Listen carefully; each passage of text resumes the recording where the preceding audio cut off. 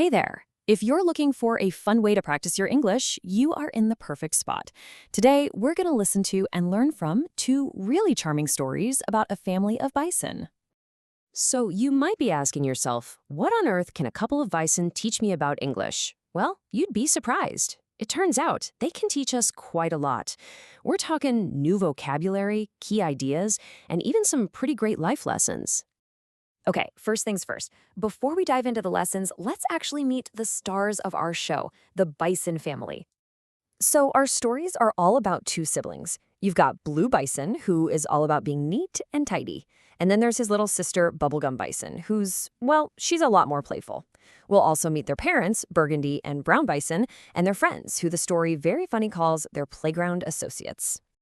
Now, here's where things get super interesting, especially for learning English. These stories do a fantastic job of teaching a really important concept, the difference between a want and a need. The two stories set this up perfectly. On one hand, you have Blue Bison. He wants a haircut. It's not an emergency. He just desires it to stay looking sharp. But then you have his sister, Bubblegum Bison.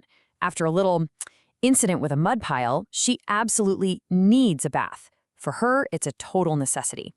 And their mom, Burgundy Bison, just hits the nail on the head with this line. She tells Blue, no, you want to get a haircut. You don't need to. This is such a clear, simple way to show the difference. A want is something you'd like to have, but a need is something you've got to have. That's a huge distinction to get right when you're speaking English. These stories are also packed with some awesome vocabulary.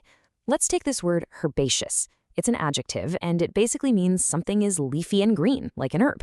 The story says the bison love to eat tasty and herbaceous grasses. It's just a much more descriptive and, interesting word than just saying leafy.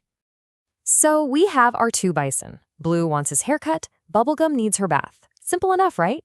Well, like in any good story, things are about to go completely wrong. Yup, both of them run smack into a huge obstacle.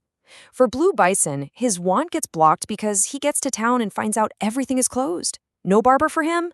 And for Bubblegum, just as she finally agrees she needs a bath, they discover there's no water. Anywhere. And oh my gosh, poor Bubblegum's situation just gets funnier and messier by the second. First, she slips and lands right in a huge mud pile. Okay, that enough. But then she falls into a pile of chewed up bubblegum. And the grand finale? She tumbles into a pile of bird feathers. You can see why that bath went from a suggestion to an absolute emergency.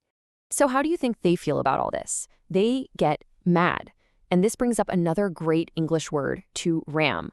The story tells us that when bison get really frustrated, they ram their heads into stuff. It's such a strong verb, right? It perfectly captures that feeling of just wanting to hit something when you're upset.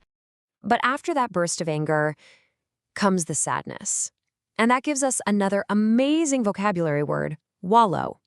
To wallow is to kind of roll around, usually in mud or water, because you're feeling sorry for yourself.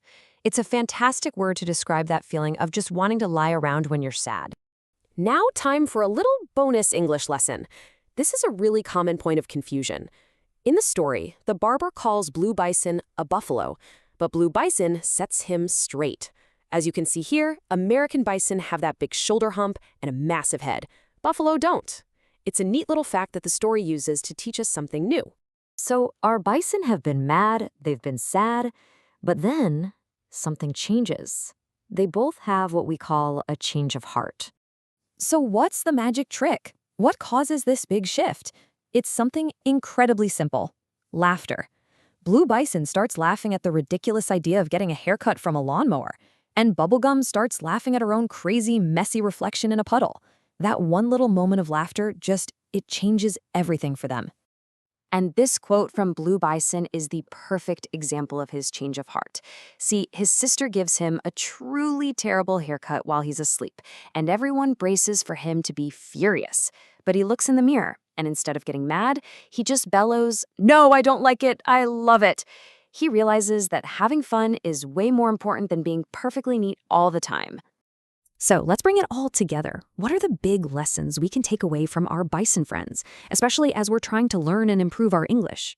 Okay, here's the recap. We learned some really great new words, right? Wallow, herbaceous, ram, awesome stuff to add to your vocabulary. We also really dug into that super important difference between a want and a need. And maybe the biggest takeaway of all is this life lesson. Sometimes all you need to solve a problem is to just change your perspective. And that's really the final thought I want to leave you with. The bison figured out that just by looking at their situation differently, their problems kind of melted away. So, my question for you is this. How can changing your point of view help you learn something new? Especially on a big journey like learning English, it's definitely something to think about. Thanks for joining me for this story time.